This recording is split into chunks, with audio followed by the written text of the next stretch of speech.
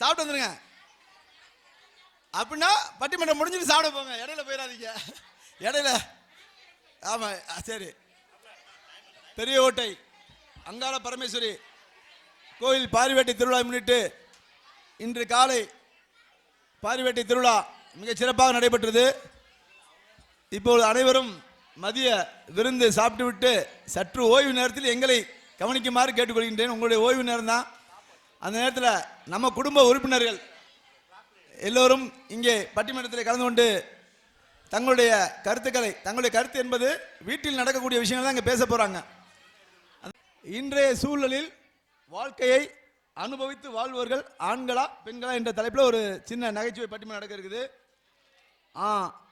ஆக்சுவலாக இன்னைக்கு நடுவரா வர வேண்டிய அன்பு சகோதரர் டாக்டர் அழகப்பன் அவர்கள் தவிர்க்க இயலாத காரணத்தை வர வேண்டியதனால் நான் இன்று நடுவராக பொறுப்பேற்றிருக்கின்றேன்.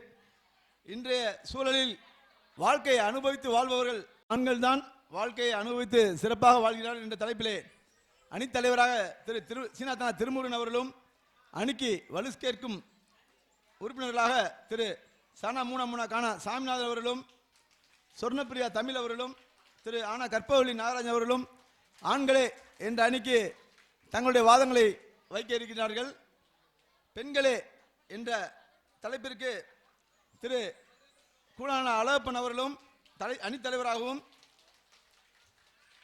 திரு பாலான சேனா முத்தையா அவர்கள் மற்றும்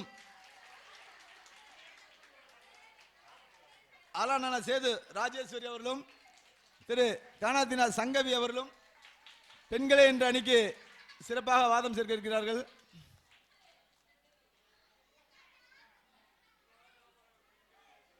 ஒரு 1.5 மணி நேரம் 1.25 மணி நேரம் நடக்கக்கூடிய ஒரு பட்டிமன்றம் கண்டிப்பாக மிக சிறப்பாக இருக்கும்.